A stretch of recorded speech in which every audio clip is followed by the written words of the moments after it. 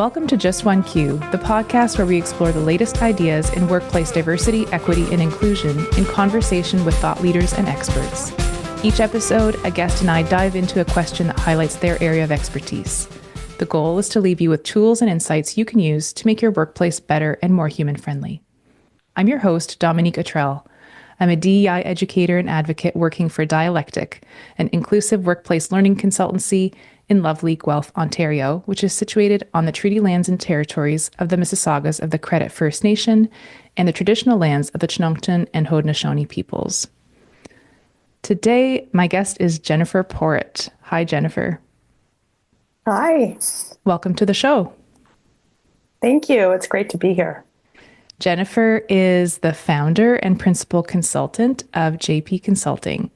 Jen has been immersed in human resource and training for more than 25 years, and she is committed to helping leaders evolve and grow to support successful organizations. She holds a master's certificate in organizational development and change from the Schulich School of Business and professional designations in both human resources, the CHRL, and training and development, the CTDP. She also holds coaching certifications from Brene Brown's Dare to Lead, Team Coaching International, EQ in Action, Everything Disc Workplace, Crucial Conversations, and 5 Behaviors of Team Development. Jen's career started in HR at the University of Wilfrid Laurier in Waterloo, Ontario, and then she moved to PricewaterhouseCoopers, where she learned, tested, implemented, planned, and oversaw hundreds of tools, trainings, courses, assessments, and management interventions. She has empowered more than 5,000 individuals and led more than 475 trainings. Jenn is also the subject matter expert for 2 of Dialectic's new learning snippet programs, Leadership 101 and Collaboration 101. These are scenario-based micro-learning programs that are designed to equip leaders and team members with proven tools and strategies. So, Jenn, welcome again to the show, and I'm really glad to have you here. Well, thank you. It's so weird listening to my bio being read out loud like that. I think, wow, I have done a lot of work. Yes, you have. You certainly have. Yes, I have. And it's been in very diverse places and a lot of diversity in the work I've done. So it's great to be able to share some of it with you today. Fantastic. Yeah, we didn't choose you as a subject matter expert for no reason. You definitely have a broad range of expertise, and with the development of these leadership and collaboration programs, that's our goal, is to sort of cast a broad net and really have sort of generic coverage of all of the very foundational pieces. And I feel that with your experience, you've been able to provide that. So thank you for participating in that way as well. The main question that we're going to tackle today is, first of all, Jenn will be sharing some of the insights from these courses. And the main question that will guide us is, what mindsets and strategies are essential for today's leaders? So a bit of a general question, but it's going to allow us to really tease out some of those essential strategies and mindsets for leaders that we want to use as a foundation for everyone that can just be sort of generically applied. And this will be an episode that's really helpful for new leaders, leaders who need a bit of a check-in, and people who are aspiring to be leaders too. If you consider yourself somebody who is not yet in a leadership role, but you're gearing up to be in one, I think this is going to be a good listen for you as well. So before we start, Jenn, I wonder if you can tell us a little bit about the leaders that you work with and some of their common challenges or frustrations. Sure. So I've had the pleasure of working over my career with leaders in a variety of settings, institutions, everything from higher education to financial services, as you highlighted in my bio, but also a lot of clients in healthcare and technology. And I would say that some of the common challenges that leaders face are really that they don't know where they're starting from, if that sounds at all clear. And by that, I mean, a lot of leaders come into these roles as maybe a really strong individual contributor, right? They're really good at what they do, and someone above says, hey, you're really great at what you do. I think you should now lead this team. And often what results in that is people stepping up into these roles, but not really feeling equipped on how do I actually manage either people I used to be a peer with or just leadership in general. My experience has been a lot of people do not have any formal leadership development training who go into these roles. And so they're kind of left to figure it out all on their own. And some of them have great mentors and direct leaders they can work with, but some of them are just sort of left to their own devices. And so they tend to lean into the things that made them successful in the first place, like being a really strong subject matter expert, really achieving in things like project management. But they don't know how to achieve as a leader. And so they struggle. And I mean, struggle is an important part of growth, but I think had they been a bit more equipped from the beginning, then they might have been more effective, if you will, to lead and also to recognize that it's a journey. It's not something that they become overnight just with the change of a job title. Absolutely. Yeah. There's that saying about being promoted to the, what is it, the lowest level of incompetence or whatever, like the idea that you Right? do something Yeah. really, really well, and then you get promoted just to the point where you have no, you're in the deep end, you have no idea and you can't touch bottom. So Mm-hmm. I hear that, and I've heard from many leaders for whom that's the case, where they've just been sort of thrust into that role by circumstance or by promotion, and they don't have necessarily even a clear understanding of what their responsibilities are in terms of people management. So sometimes, certainly in the DEI world, we see a lot of people not recognizing that pieces like culture or inclusion or things like that are also part of what they should be bringing to a management role. And it's more task oriented, let's get things done, and less about managing individuals to kind of get the best work out of them and managing the culture of a team in general, which is a very nuanced and complicated thing to do. Absolutely. And I think that, as I said earlier, it's they kind of lean into the skills that got them promoted in the first place. And I also find too, there's lots of organizations that I might start working with where I'll ask from the front end, do you have a leadership profile? What does leadership look like in your organization? Do you want? What do you want it to look like? And many can't answer that question. So it's no surprise that if organizations are not equipped to be able to answer those questions, then really people going into those roles don't really have anything to work from. And they kind of have to make it up as they go. Yeah. Well, let's dive into some of the key challenges that new leaders face. And I shouldn't say new leaders, it's really leaders broadly, but let's dive into some of those and see if we can tease out some specific skills or strategies. As a new leader, or as a leader who isn't doing this yet, how can I keep individual team members satisfied with their jobs? Yeah, that's a big question. And it really, I would say, boils down to a couple things. First off, is understanding your people, understanding your team members, knowing what motivates them, what keeps them up at night, what is a challenge for them, what's an opportunity for them, really getting in and understanding them, doing a sort of a deep dive. Everybody on a team has their own skills and their own strengths. And so the more that you can tap into that and really get to know them as human beings, as individual contributors, all part of this greater thing we call a team, the better chance you have to set them up for success. So that means doing a lot of things like having check-in meetings. And by check-in meetings, I don't mean just focusing on the work that needs to be done. Oftentimes I find leaders, they get into these roles, especially if they're newer to leadership, and they think, well, I think a right practice is to have a one-on-one meeting. And that's great. But often what I find happens is the agenda gets overtaken by the to-dos. What are we working on this week? What are we working on next month? What are our KPIs? And it's all business based. And we lose sight of, oh, yes, and it's this individual who's doing this work with me. So really using those one-on-one opportunities as a way of getting to know people. What keeps them motivated? What do they see as their strengths? What's been a real roadblock for them in the last week, the last month?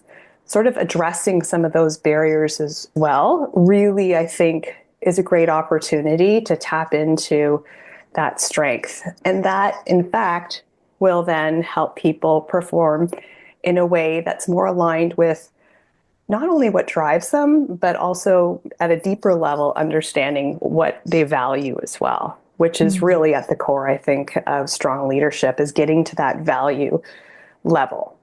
Yeah. I've heard people talk about these one-on-ones as something called a stay interview.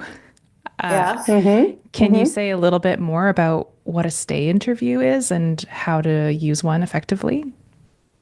Sure. Well, I think the stay interview is a great phrase because a lot of people are probably familiar with the idea of an exit interview, right? When you go to leave an organization, often, mostly it's somebody internal, usually in an HR role, will ask you to do an exit interview. And in that interview, they'll ask you a whole bunch of questions about, why you're leaving, what were the issues, what are you going towards? And that's all great. But the challenge is you're already doing that when they're out the door. And really, there's nothing you can do with that information except perhaps inform the next person you bring on your team. So I like to think of stay interviews as really just an opportunity for a leader to really check in, either casually or more formally in sort of a one-on-one type of situation, to really get at what's at the heart of what's driving this person right now, and where also would be really good opportunities for them moving forward. So it's not just addressing sort of the needs in the short term, but also looking ahead. And then really thinking through, okay, then how as a leader can I support them either with that next project, that next step, that next role, perhaps, depending on the organization, so that people feel like you're paying attention and that you're invested not only in the work that they're doing now, but who they want to become in the work. It's a really great and effective tool. Absolutely. I can imagine somebody who's really good at having these conversations. Mm-hmm. And then there's the issue of what happens afterward in terms of the follow through with, like, what do you Mm-hmm. do with all of this great information that you've collected about an individual, what their next challenge is, what they're excited about, what are their barriers or things that are in the way of their success. Once you've collected all this information, is there a best practice for how to organize this, how to operationalize this? Yeah, I mean, every leader probably needs to develop the way of capturing that information as best they want or need. But I think that using that to engage the individual, maybe in quarterly goal setting or annual goal setting, every leader sort of, depending on your industry, the work that you do, it could look very different, your business cycles. But what are some, clear goals that you can make around this? What are your expectations? Have you laid out your expectations for the individual as it relates to these goals as well? I think too, it's also being very clear about where you see your role as a leader in supporting them in that journey and what you expect of them in terms of their own ownership. And by that, I mean, it could be very well and good that someone wants to say, take a course outside of the organization in order to, for example, maybe it's a software that they want to develop in. Well, does that software, will that help them in their current role? Will that help them in a future role? Is there a fit there? And if there's not a fit and you don't think that's realistic, then being honest with them to say, you know what, I think I see a different path for you. Maybe there's some different opportunities you might consider as well. And being really clear about what those are. I think the pitfall you could run into as a leader is if you gather all that information and then you don't do anything with it, right? Or even worse, you gather the information and people identify what their obstacles are and you do nothing to help them overcome them. So it's not just listening and asking curious questions, but it's having a plan in place for what you're going to do with it and being really clear with the individual about what's possible and maybe what's not. And I think the more clear you can be with people, that's very, very good at level setting and setting expectations as well. I love that. That's a lofty goal, but it sounds like with the right habits and practice, you could get in the flow of doing this as a regular part of your leadership practice. So Mm-hmm, mm-hmm. a really great answer. And I guess where we started is this idea of team members being satisfied, so the idea that you can use this to drive performance, to keep morale high on your team is actually just that individual engagement piece is so important there. Absolutely. Something that leaders wonder about sometimes, and this is a question that comes up quite a bit, is whether to be tough or easy on people. I've heard this question particularly when it comes to concerns about multi-generational workplaces, for example, where it feels like cultural norms have shifted. Younger people may not appreciate that tough kind of touch, and expectations have to be communicated a little bit more gently, is the sort of common thought. So I'm wondering what you would say to that, whether people should aim to be tough or easy. I can sort of picture those two things on the same continuum, if you will, where you've got, I think often people see that as a black and white or a yes or no kind of approach, right? I'm going to be all one thing or all the other. And I like to sort of mush up those two and think about it. And I'm taking this from Brene Brown's work in Dare to Lead, where she talks about being clear, but being kind. And I think that you can be clear about expectations, about giving feedback, especially about addressing challenges, but you can do it in a kind way. So this idea that you have to be tough or you have to throw the hammer down, or if I'm not, standing above you, then I don't have the power. I think those are very old school, if I could use that term, but very traditional ways of looking at leadership. My belief is that the most effective leaders out there are very clear about what they expect, about what's okay and what's not okay. So setting boundaries, about asking questions, about disagreeing. You don't have to go with everybody's opinion, but also doing that in a kind way. And kind doesn't mean nice. I think kind actually is clear. And so the clearer you can be, the more direct you can be, but do it in a way that is humanistic, right? That sees the person for who they are, recognizing that we all don't like difficult feedback. We all don't like, I think I'm generalizing, but I think there's a lot of fairness to say that, right? The clearer you can be, I think the better it is for that individual as well. So there's less opportunity to go away from that exchange feeling like, I'm just not sure what they expect of me, or I'm not sure if what I did was right or wrong because they didn't really tell me one way or the other. That's not very kind as well. Yeah, I like this, the sort of clear and kind. It's really this idea of holding high standards and then Yes. also creating sort of a safe environment or a psychologically safe environment. These might be terms Mm-hmm. that people have heard before as well that have Mm-hmm. they resonate in a very similar way, right? Absolutely. And I think, the term psychological safety has been around for a long time now. Dr. Amy Edmondson, who is based out of the US, wrote a book, and, that book caught fire and everyone was started talking about this idea of psychological safety.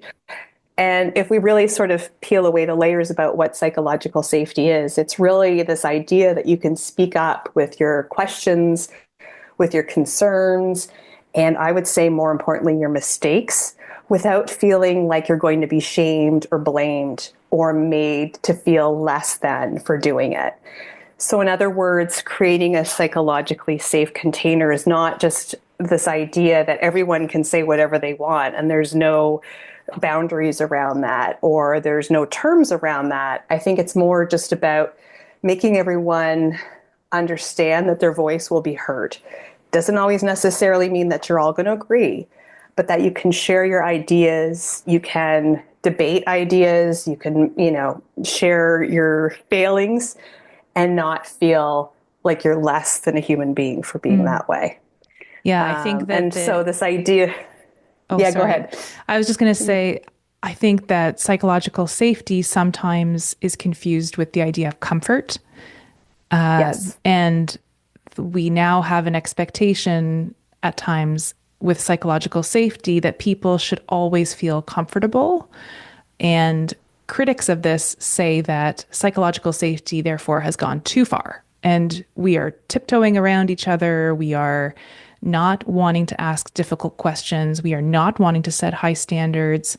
And there is this pressure on psychological safety to kind of settle down a little bit because it's gone too far.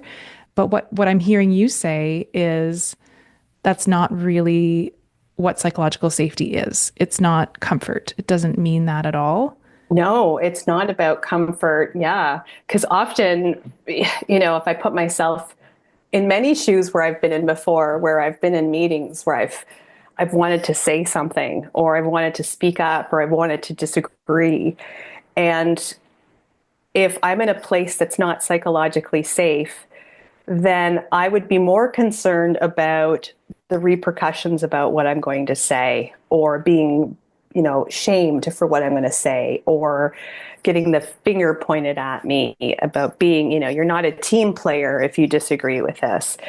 And so I think in putting myself in those shoes, and I'm sure we've all felt that way, if we're psychologically safe, it doesn't feel comfortable to share a negative thought or to disagree with somebody.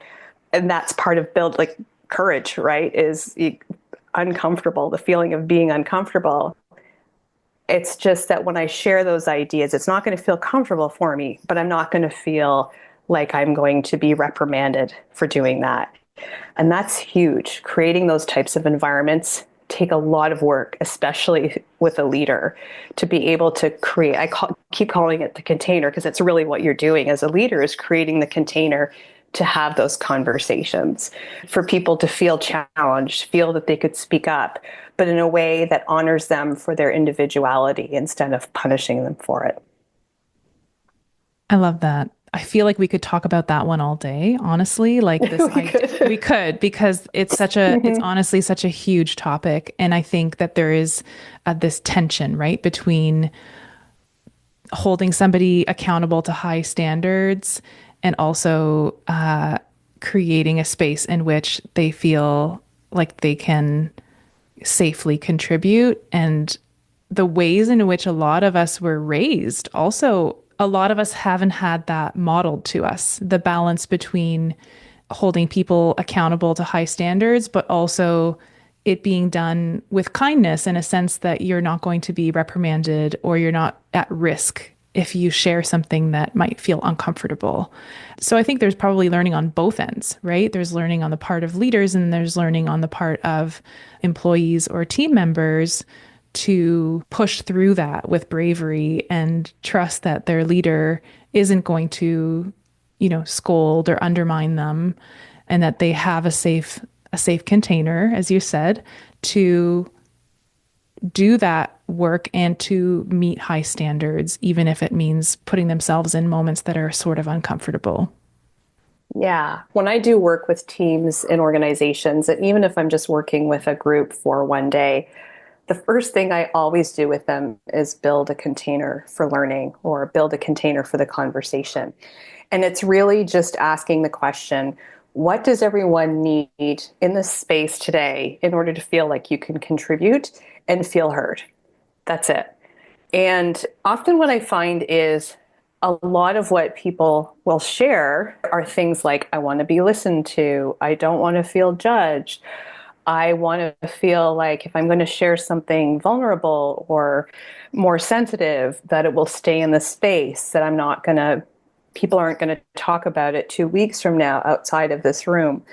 The more that groups or teams can have that conversation on the front end, it really goes a long way in creating that container for psychological safety so that people can feel like they're going to engage with each other in a way that they've openly discussed. And what I find even more important is if things are not going the way that they hope they would, or there's behaviors that are not in alignment with the container, you've got something to look at and say, remember we had that conversation at the beginning of today where we said these are the things we agree on? As a facilitator, I will often call it out for somebody, or sometimes the group does it in themselves. So it's a way of creating that group accountability or that team accountability to create that space together or co-create that space together.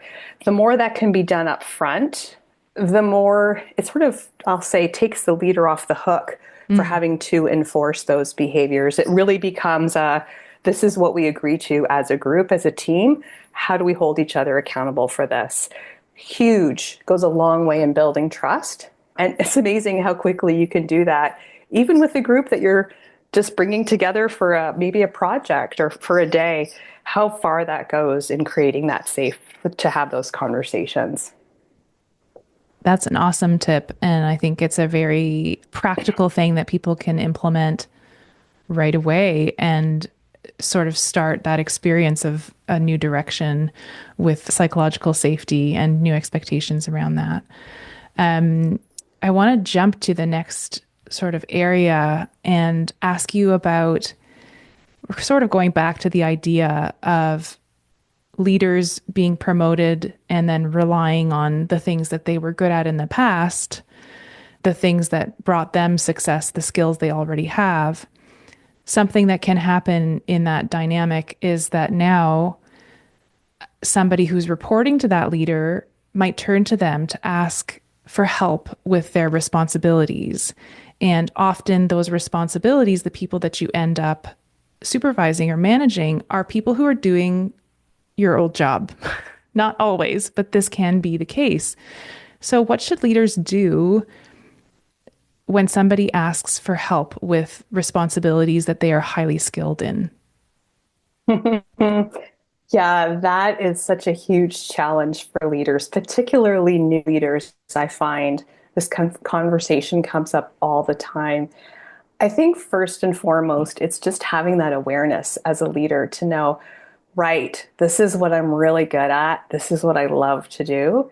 And acknowledging or honoring the fact that you got to where you are in part because of your strength in those areas. But, and the next part of that conversation with yourself is to say, and how will it serve this other person working under me on this for me to take over? Or sometimes we call it rescuing type of behavior, right? Where we go, well, I see a team member struggling. I know I'm really good at that. So let me just jump in and help you. There's a lot of people who fall into that trap, I'll call it. And it's not because they're not doing it out of a place of malice. They're just doing it out of a place of good intent. What it can do, though, is first off, especially for new leaders, can really create a lot of extra workload. I see a lot of new leaders burning out because they're trying to do all the things plus lead a team at the same time. So it's sort of gently giving the guidance the person needs, whether it's clear direction or it's maybe more of a mentorship type of role that you could take with them, and then acknowledging that you need to step away. So whatever support you need to give them, it could be, information or space, or they just need someone to come to and ask for help. You can provide that to them, but also acknowledge, okay, that's their responsibility now. It's not mine anymore. Your job as a leader is to help them grow their skill so that they can succeed and grow themselves. That's what I see the true role of the leader is. It's not doing the work for them. It's growing the skills and capacity on your team so that they can succeed beyond you as their leader. But Jen, that sounds really hard. It is, especially when you love something. It sounds so much harder than just jumping in and doing the work, right? Mm-hmm, mm-hmm. Yeah, and it relies on a very different skill set. Yeah, and again, I know I've said this already, but it really does kind of come down to awareness, right? It's especially as new leaders, we can feel very vulnerable in those roles, right? Where we think, okay, I need to make sure that my team succeeds at all costs because I need, as a leader, I want to look good for the people I report to.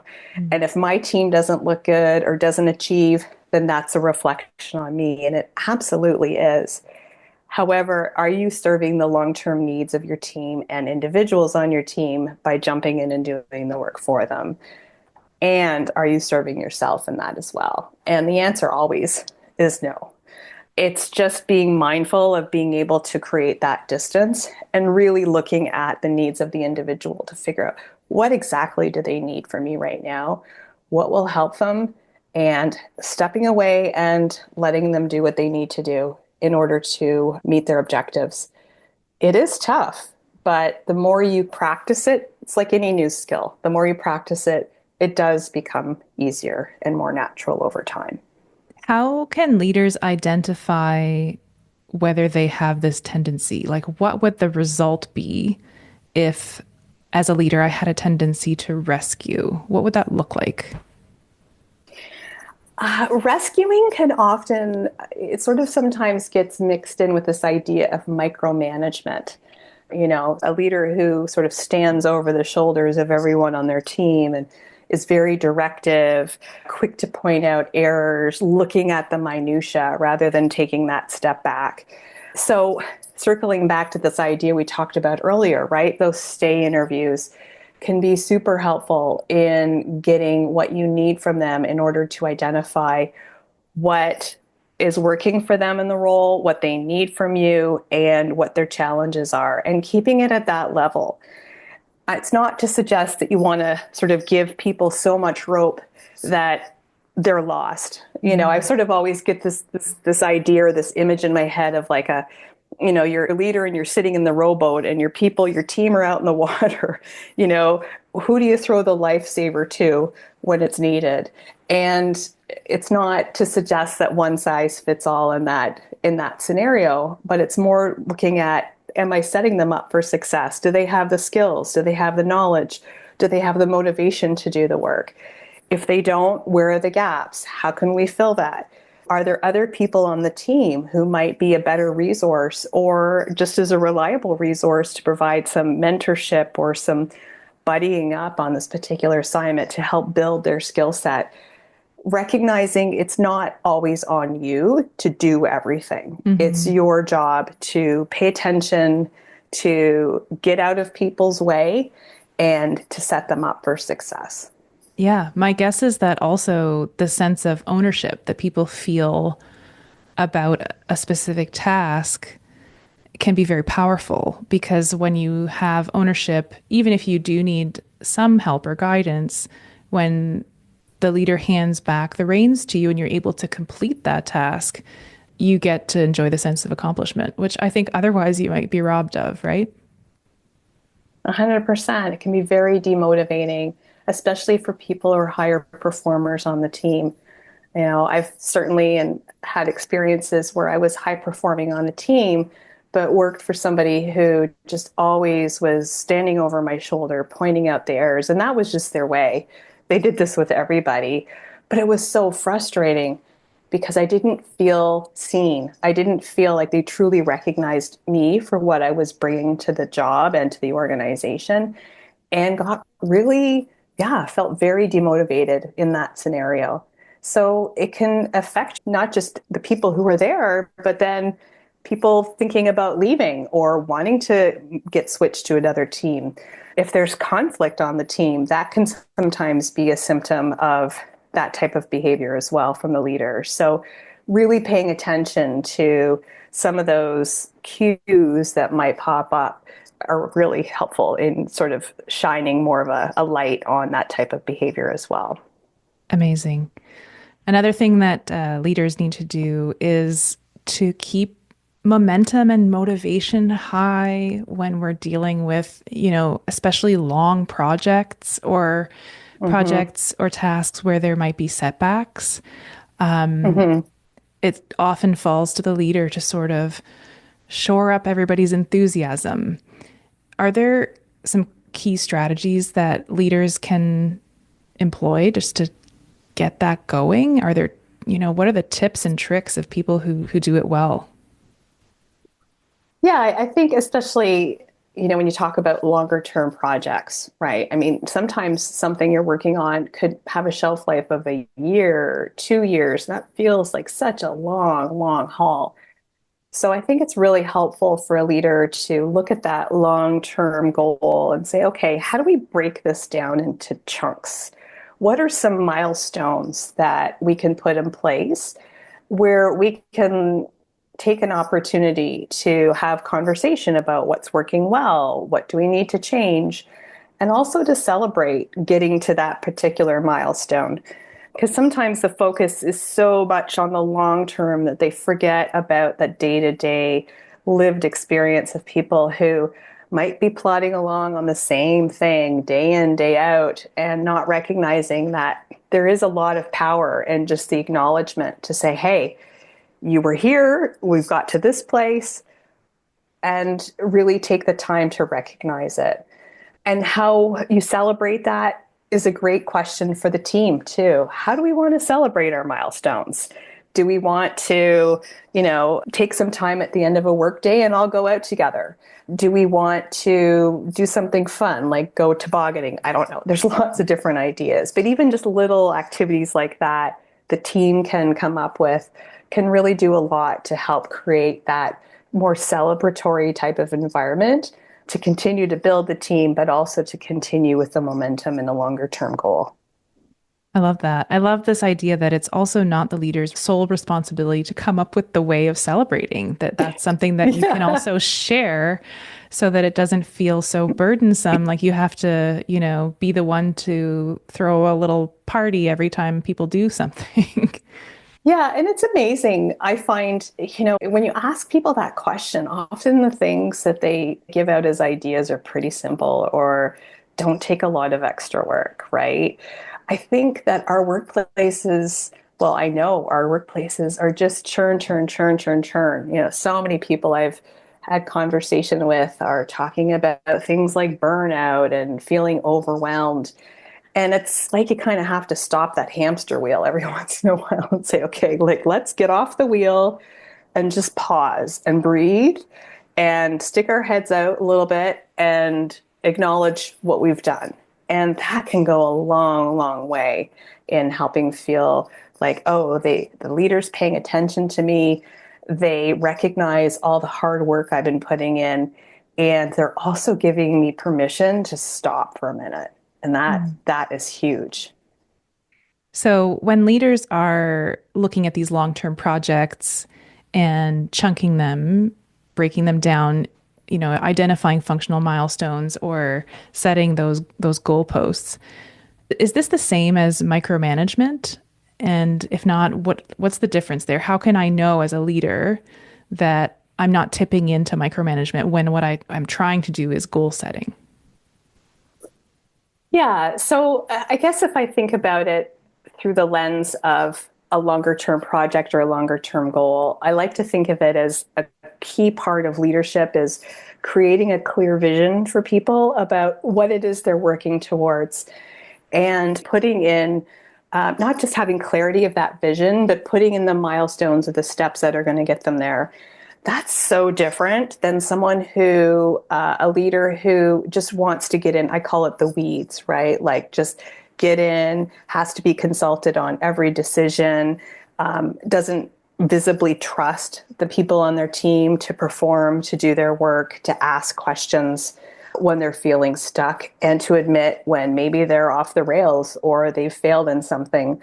So, to me, a good leader is someone who can very clearly articulate that, identify the clear milestones along the way, and then ensure everybody knows how they're going to be contributing towards that vision, what their role is, what their responsibilities are, how they want decisions to be made along the way, and then taking the step back and Mm. continuing to see, are we working towards that vision? That's really the goal of the leader, is to, are we working towards the vision that I've set out?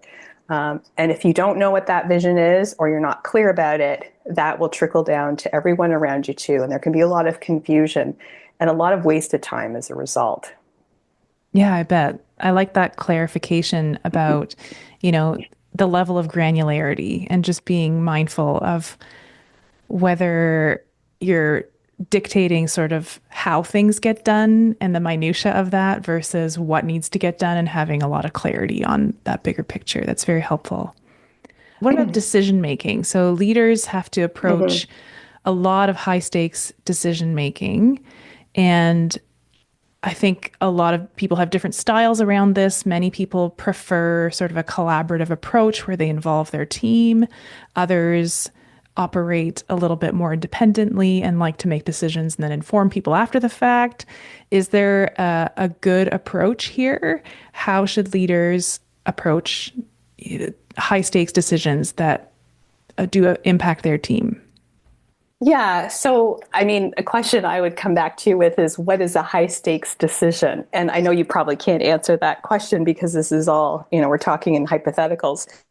But I would say, what's the risk? Or another question I would ask is, what's the risk to the organization, to the work, to my people, if I don't include them in the decision, but also if I do include them in the decision?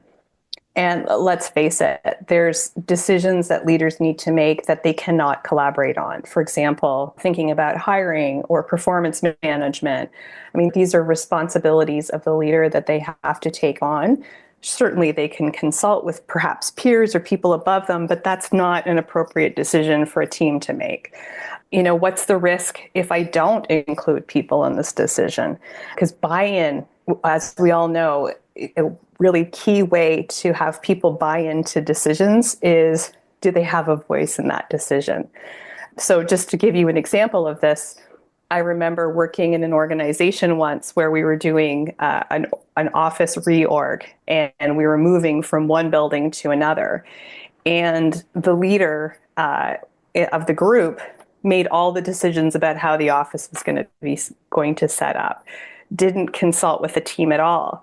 Then the team moves into this new office space, and it's totally not functional for them.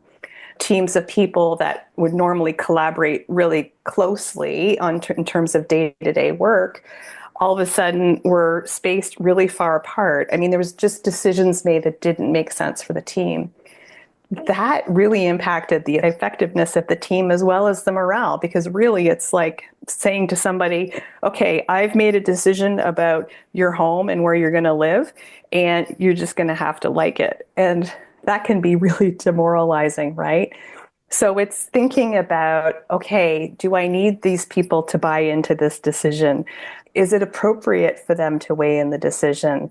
Or should I just consult them and be very clear about, at the end of the day, it's my decision as a leader, but I really want to hear your voices too. So there's lots of different opportunities to consider that, but just recognizing that there's certain decisions that as a leader, they're going to look to you to make, especially if there's conflict on the team, or maybe there's a lot of indecision on the team. They're going to be looking to you to make that decision to move forward.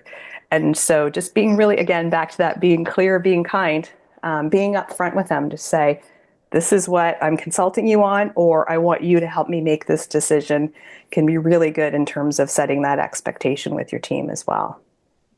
Right. So what I'm hearing is there are definitely situations in which you should be making the decision more consultatively and spending a little bit of time to analyze whether there's a high risk that not consulting people might backfire is a good first step.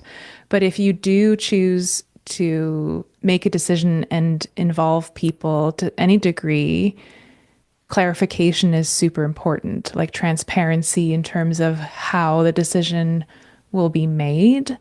And so, what is it that you should share with your team about how a decision should be made? Like, what are the things that you should tell them about?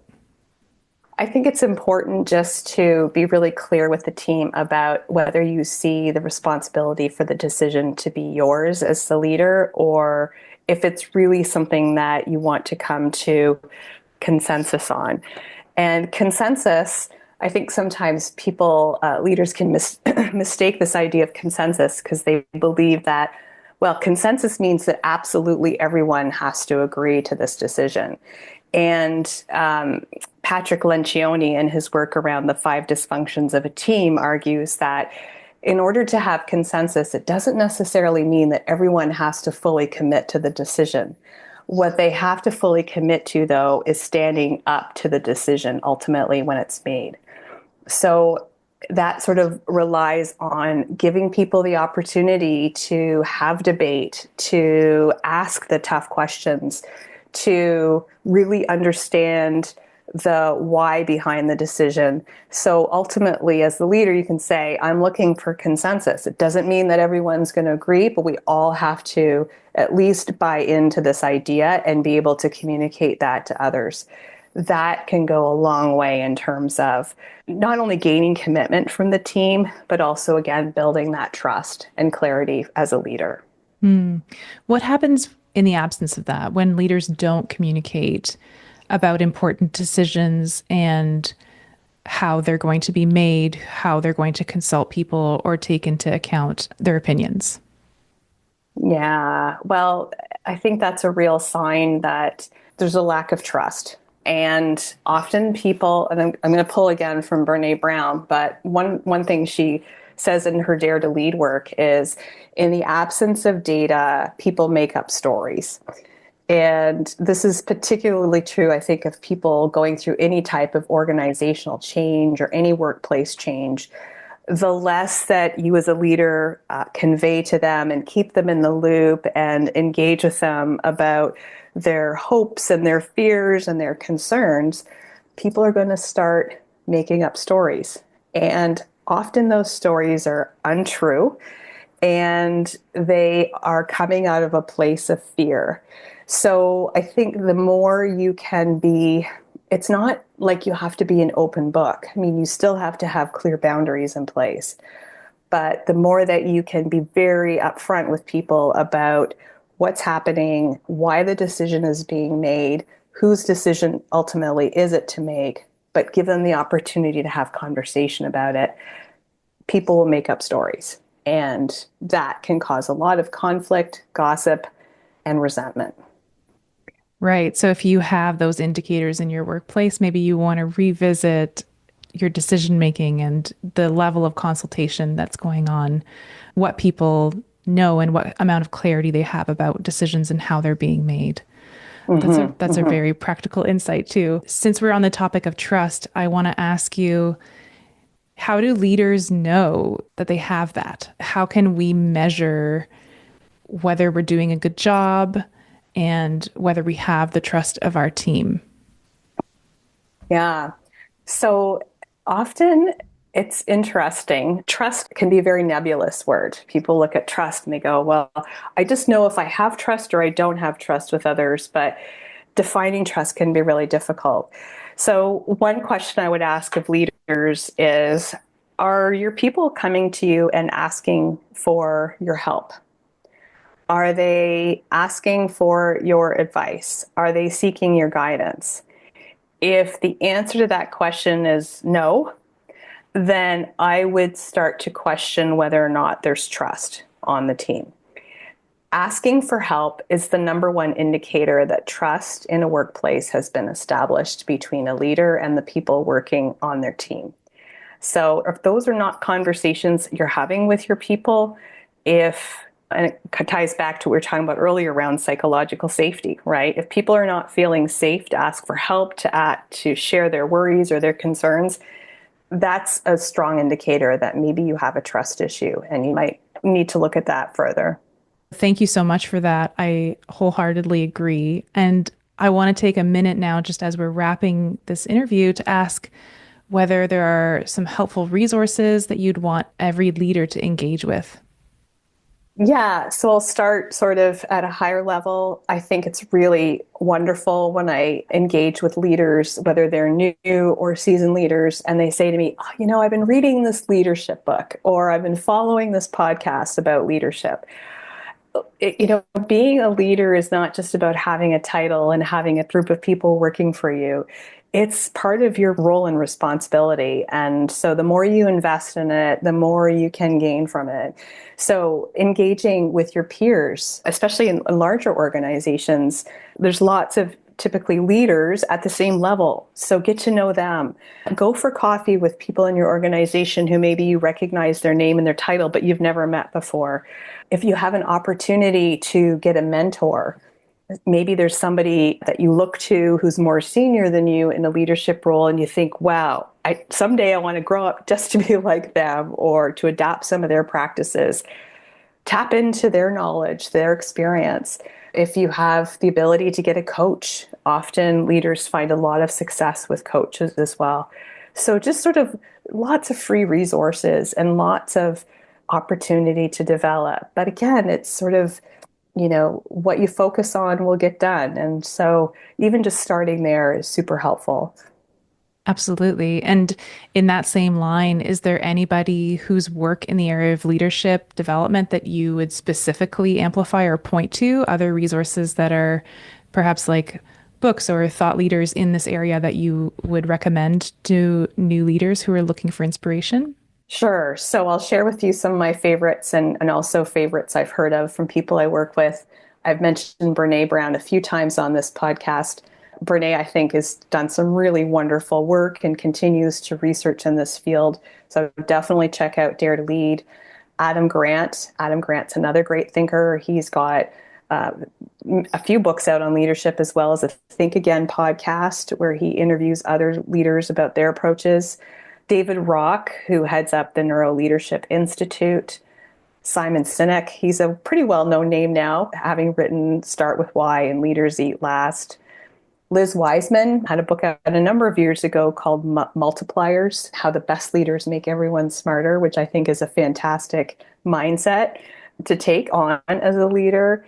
And I also mentioned in this interview Patrick Lencioni, who authored The 5 Behaviors of a Dysfunctional Team, but it's been reframed now to The 5 Behaviors of a Cohesive Team. He's a management consultant out of the US and has done a lot of great work in this space as well.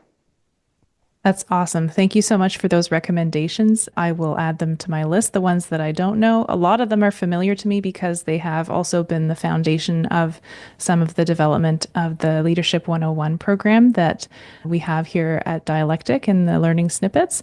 So I can just echo your recommendations. Mostly they're really wonderful and there's lots to learn. My particular favorite is the Multipliers book by Liz Wiseman. She really has a way of digging into and helping you identify those traits that you have and the habits that you have that could be self-sabotaging or sabotaging your team in a way that feels like a bit of a light bulb moment. I certainly saw myself in a lot of the descriptions and it changed the way that I do things personally. So I appreciate her work a lot. Jenn, thank you so much for your presence here today and for giving us so much to think about in the area of leadership. I'm going to really benefit from digging into this topic more with you in the coming weeks and months as we get a little bit deeper into our learning snippets work as well. So thank you so much for everything that you've been able to share today. Oh, you're most welcome. It was my pleasure. Thank you. And for our listeners, I'm going to drop links to Jenn's website and socials in the show notes below, so be sure to check her out. And as always, I welcome any of our listeners to reach out to me if you'd like to be a featured guest on the podcast or if you'd like to nominate someone. My email address is in the show notes too. And if you like what you're hearing, please leave us a rating and a review or share the episode to your own socials. It truly does help get the podcast into more ears. I'm Dominique. Thanks so much for listening and see you next time on Just One Cue.